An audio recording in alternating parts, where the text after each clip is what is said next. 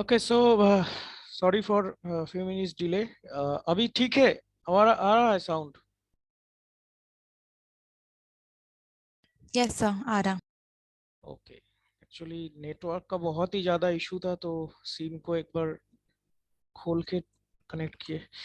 Okay, however सो जहाँ पे हम लोग थे, वो जो फ्रीक्वेंसी बैंड है, तो can anybody tell me that how can you define the range of the frequency of a microwave?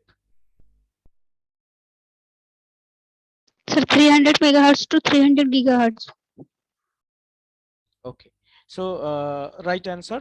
This is the entire band. Once again, I am telling. Okay, but as per the working range or as per IEEE definition, the microwave range is defined as 1 to 100 gigahertz. Okay, this is the, I mean, जिस range पे हम लोग काम करते हैं, but the entire band should be 300 megahertz to 300 gigahertz. So this is right answer. So let's continue. तो working range एक बार repeat कीजिएगा। हाँ, वर्किंग रेंज जो है 1 to 100 gigahertz। ठीक है, दैट मीन्स वो रेंज उसी रेंज के अंदर ही है, 300 मेगाहर्ट्ज टू 300 गीगाहर्ट्ज के बीच में ही है।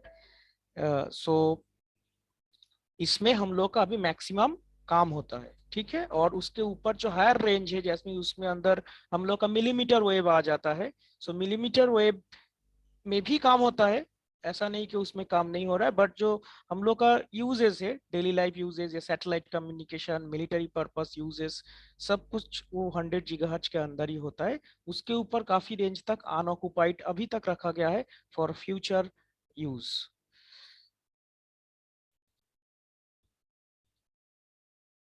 Sir, यस, hello. Tell me. सर अगर MCQ में दोनों ऑप्शन दोनों रहेगा 1 to दोनों दोनों 100 दोनों gigahertz, 300 दो, megahertz, 300. दोनों दोनों कभी भी नहीं रहेगा, दोनों कभी भी नहीं रहेगा। ठीक है, इधर वन एक रहेगा, दोनों दोनों रहेगा तो दोनों सही आंसर हो जाएगा ना। तो अगर दोनों टिक मारने का ऑप्शन रहेगा तो definitely you should write then tick the entire band. अगर वहां पे कुछ लिखा हुआ नहीं रहेगा, सिर्फ माइक्रोवेव रेंज लिखा हुआ रहेगा, then you have to tick 300 megahertz to 300 gigahertz. Clear? अगर वहां पे कुछ Okay, sir. मेंशन नहीं है, that time you have Yes, to sir. Tick 300 megahertz to 300 gigahertz. This is the entire band. Okay, just a second, share क्यों नहीं हो रहा है?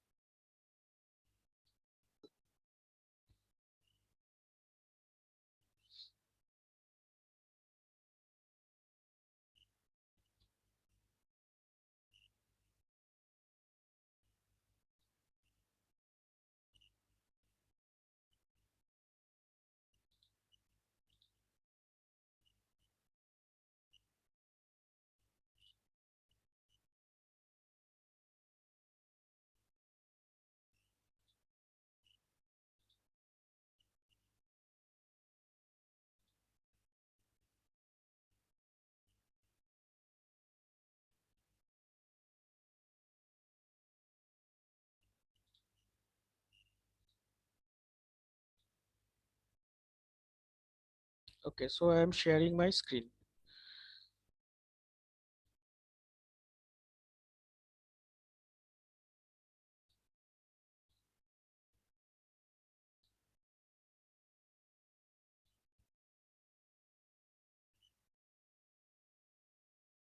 Is it visible? Yes, sir. Okay, so pin it, I mean full screen the video and listen. This 300. Yes. is the entire microwave bands. Okay, 100, 1 to 100 gigahertz definitely microwave frequency band in which we are mainly works. So, the more appropriate correct answer is 300 megahertz to 300 gigahertz. That is why I asked the question. Okay, so so ये तो हो गया entire band. So अगर हम फिर से एक बार screen preview करते हैं थोड़ा सा entire screen. Yes, sir. Okay तो देखो यहाँ पे हम ऑलरेडी नोट डाउन करके रखे कि माइक्रोवेव्स का जो रेंज है that this frequency range this one 300 megahertz to 300 gigahertz. Okay so हम लोग को यही बोलना है. और अगर वर्किंग रेंज अगर पूछा जाए एज पर प्रेजेंट डेज या फिर किस रेंज में काम होता है उस केस में 1 to 100 गीगाहर्ट्ज हम लोग बोल सकते हो, क्योंकि 100 गीगाहर्ट्ज के ऊपर जो मतलब 101 to 300 गीगाहर्ट्ज ये बेसिकली अभी तक मतलब अनऑक्युपाइड ही है, मतलब फ्यूचर के लिए रखा गया है. So this is not very much useful at this moment. ठीक है. सो बट जो रेंज है वो टोटल कवर अप होता है 300 मेगाहर्ट्ज टू 300 गीगाहर्ट्ज. तो ये तो हो गया टोटल रेंज. और इस रेंज को कैसे कैटेगराइज किया जाए वो भी तुम लोगों को पता है, दिस वन. ओके सो देखो इसमें भी 3 to 30 मेगाहर्ट्ज मतलब सारा जो बैंड है बेसिकली हम लोग का जो बैंड स्टार्ट होता है वो एल बैंड से. एल बैंड इसीलिए देखो 1 to 100 तक ही इधर मतलब डिनोट किया गया है. ओके सो उसके बाद 110 के बाद दैट मींस 100 के ऊपर ही जब चला जाता है तो उसमें हम लोग मिलीमीटर्स वेव्स उसको नोमेनक्लेचर करते हैं कि millimetre waves. But this is under comes under the microwave. हम फिर से एक बार बोलना चाहेंगे कि ये जो माइक्रोवेव है, माइक्रोवाट जो माइक्रोवेव है, माइक्रोवेव का जो ये माइक्रोवाट है दैट डजंट मीन कि ये 10 to the power -6 और लाइक दिस. ओके जब ये माइक्रोवेव इन्वेंट हुआ था तो उस केस में ये माइक्रो नाम दिया गया था just for a small to denote something for small. ठीक है, स्मॉल सिग्नल लेके हम लोग डील करेंगे तो इसीलिए माइक्रो नाम दिया गया था. Okay just opposite of macro या फिर बिग बोल सकते हो. सो इसके साथ मतलब वो 10 to the power -6 का कोई रिलेशन नहीं है. सो क्योंकि कोई किसी का कंफ्यूजन हो सकता है सर माइक्रोवेव में भी 10 to the power -6 मिली में कुछ और होगा, देन आप बोल रहे हैं कि 100 गीगाहर्ट्ज के ऊपर जब होगा तो उसको मिलीमीटर वेव्स बोलेंगे, तो कैसे मतलब सब कुछ कंफ्यूज हो जा रहा है. ठीक है, तो ये ना हो इसीलिए क्लियर करना चाह रहा हूँ कि माइक्रो जो वर्ड है that signifies small things, small signals. Okay, so coming to the next, the first one is already mentioned. देखो microwaves are electromagnetic waves with a wavelength ranging from 1 meter to 1 millimeter. So ये भी एक important point है. ये दो important point is very very essential to define a microwave signals. अब हम आते हैं कि जो डिस्कस कर रहे थे कि अगर एक नंबर या दो नंबर पे क्वेश्चन पूछा गया कि हाउ कैन यू डिफाइन और how can you categorize the total entire frequency band. तो उस केस में हम लोग को जो करना पड़े बोलना होगा कि it is divided in different books पे डिफरेंट दिया हुआ है, लेकिन this one is more standard. ठीक है, सो हम लोग ये तीन कैटेगरी में इसको डिफाइन करेंगे. So first one is UHF. Okay UHF इसका मीनिंग होता है ultra high frequency. Ultra high frequency. Then next one is ultra high frequency का रेंज कितना है वो एकदम शुरू से. ठीक है, that means 0.3 gigahertz, it means 300 megahertz. Okay same meaning. So 0.3 gigahertz to 303 gigahertz. So उसके बाद SHF का मीनिंग क्या होता है? SHF का मीनिंग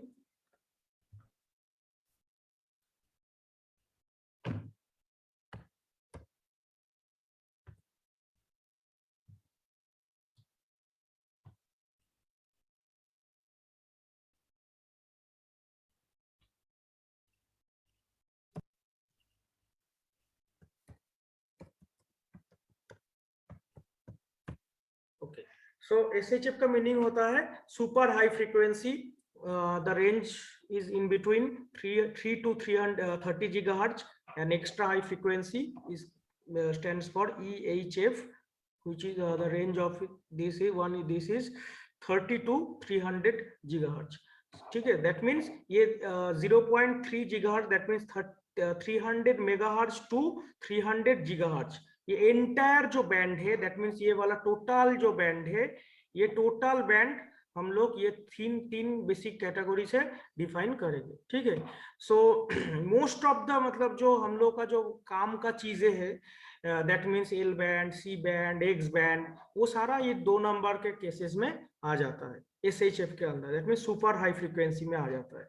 ओके, सो ये अगर 1 नंबर या 2 नंबर के क्वेश्चन में पूछा गया शॉर्ट टाइप में, तो इस तरह से तुम लोगों को कैटेगराइज करना पड़ेगा। ओके, सो ये क्लियर हुआ? ऑलरेडी शो मतलब यहाँ पे है, तो तुम लोग अगर नोट डाउन करना चाहते हो तो कर सकते हो, और नहीं तो मतलब यूट्यूब में सारा कुछ रहेगा, जाके मतलब स्लो डाउन करके या पॉज करके तुम लोग इसको नोट डाउन कर लेना। ठीक है, okay, so let me tell you one thing कि तुम लोग जो मेरा ये जो चैनल है माइक्रोवेव का, जहाँ पे पूरा प्लेलिस्ट है, तो इससे तुम लोग को काफी बेनिफिट मिलेगा, क्योंकि there are 50 I think videos are there, जिसमें तुम लोग का लगभग लास्ट ईयर में जितना कवर अप हुआ था 80 to 85%, तो वो सारा का लगभग मिल जाएगा। ठीक है, सो सब्सक्राइब या फिर सब्सक्राइब करने का मतलब मेरा व्यूज से कोई मतलब नहीं है। I am not earning this videos, I mean इससे कोई मेरा प्रॉफिट नहीं होता है, just to have you in touch that कोई भी वीडियो हम अपलोड करते हैं तो तुम लोगों को ये नोटिफिकेशन मिले, just my intention is this. Okay, so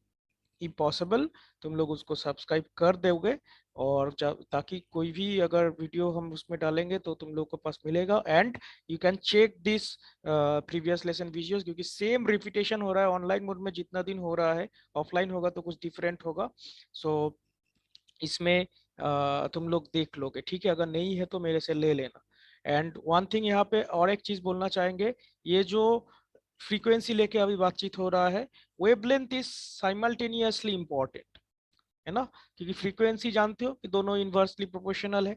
so wavelength अगर पूछा जाएगा, ये 300 megahertz to 300 gigahertz, that means entire जो बैंड लेके हम लोग डिस्कस करेंगे, इसका जो वेवलेंथ होगा वो 1 मीटर टू 1 मिलीमीटर। ठीक है, ये भी MCQ या फिर गेट में या कोई भी कॉम्पिटिटिव में ये क्वेश्चन काफी बार हम देखे, और ये वेरी कॉमन क्वेश्चन, माइक्रोवेव का फ्रीक्वेंसी एंड वेवलेंथ। तो ये जो एल बैंड, सी बैंड, ये इसी रेंज को, टोटल बैंड को हम लोग ये ultra high, super high and extra high से भी डिवाइड कर सकते हैं। अब डिपेंड हो रहा है कि किस बेसिस पे क्वेश्चन पूछा जाएगा। ठीक है, यहाँ पे HING हो गया, that should be HIGH। Okay, so ये लेक्चर नंबर 2 है, ये तुम लोग नोट डाउन कर सकते हो, या नहीं तो जाके वो जो यूट्यूब वीडियो है उसमें से भी तुम लोग प्ले करके, जैसा जैसा हम स्टेप बाय स्टेप बोलते जा रहे हैं, क्योंकि हो सकता है तुम लोग अगर पढ़ना है तो पढ़ सकते हो, कोई प्रॉब्लम नहीं है, लेकिन सब लिंक है। ठीक है, सपोज मान लो कोई 20 नंबर वीडियो को ऑन करेगा, कुछ ना कुछ तो समझ में आएगा ही, लेकिन सब एक दूसरे से एक का लिंक है। सो ग्रेजुअली जैसे जैसे हम बोल रहे हैं वैसा ही तुम लोग फॉलो करोगे तो अच्छा रहेगा। और जो जहाँ पे जो एक असाइनमेंट्स या फिर क्विज वगैरह जो भी मेरा प्रिपेयर्ड है ऑलरेडी, तो हम टाइम के साथ साथ उसको पोस्ट करेंगे। एंड कल क्लास शायद नहीं है, परसों डबल क्लास है, तो उसमें हम 2 या 3 क्लास तक हम ले लेंगे होली से पहले, 16th को। ठीक है, उसके बाद तो होली का छुट्टी का नोटिस आई थिंक तुम लोगों को मिला है, एंड देन उसके बाद तो कॉलेज ओपन हो रहा है।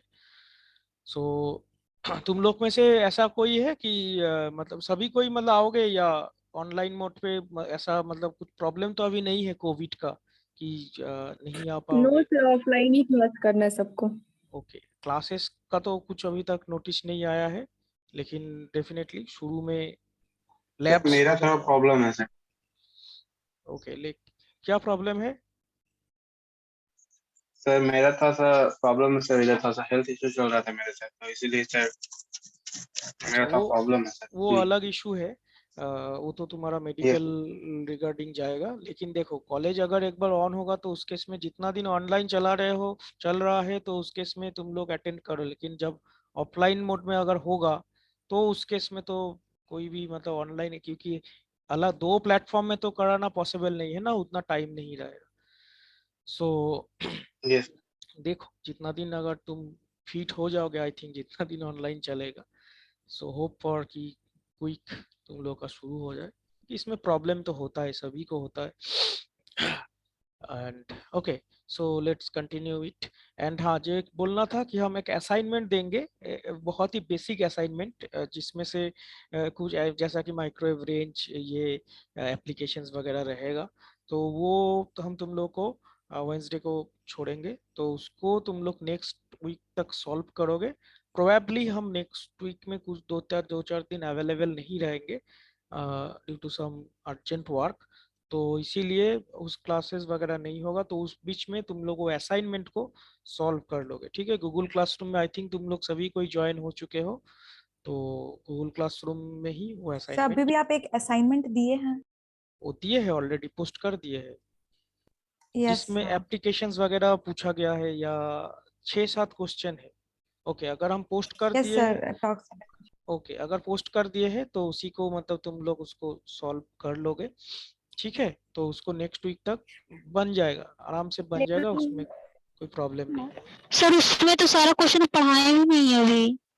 अरे जितना मतलब हो रहा है करो, और बाकी कुछ इंटरनेट सर्फ करो, बुक्स वगैरह देखो, पीडीएफ है, थ्योरेटिकल है, उसमें ज्यादा कुछ प्रॉब्लम नहीं होगा। सपोज मान लो एप्लीकेशन ऑफ सी बैंड, तो उसमें ये पढ़ाने का जरूरत डेफिनेटली हम बोलेंगे, लेकिन वो तो बना सकते हो ना सारा कुछ। अगर डिपेंड करोगे कि टीचर कब पढ़ा तब तो हो गया, तब तो और सिलेबस टोटल कंप्लीट भी नहीं होगा, और हम भी मतलब सब कुछ डिलीवर नहीं कर पाएंगे।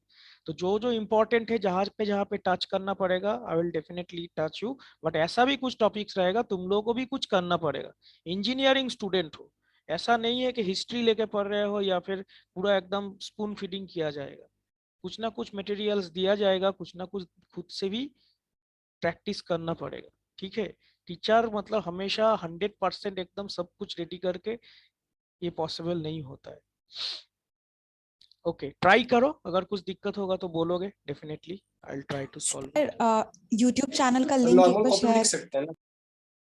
हाँ, हम यूट्यूब चैनल का जो ये है, हम गूगल क्लासरूम में तुम लोग, सॉरी हमें व्हाट्सएप ग्रुप में एक वीडियो या फिर कोई भी एक स्टूडेंट को हम दे देंगे, हम वो शेयर कर देगा, ठीक है। क्योंकि ग्रुप में हम नहीं देना चाहते, बाकी लोग भी है, टीचर्स भी है, so it is little bit private thing. So okay, so ये क्लियर हुआ? ओके, सो बाकी जो है, हाँ कोई एक कुछ बोल रहा था, बोलो। सो जो असाइनमेंट है नॉर्मल कॉपी में लिख सकते हैं ना? हाँ, नॉर्मल कॉपी में ही लिखना पड़ेगा। असाइनमेंट का सबमिशन, ये अच्छा क्वेश्चन तुम पूछे, असाइनमेंट कैसे बनाओगे? जो नॉर्मल कोई भी पेपर चलेगा, इसमें हम फोर्स नहीं करेंगे कि A4 होना पड़ेगा या खुद का कॉपी होना पड़ेगा, नॉट लाइक दैट।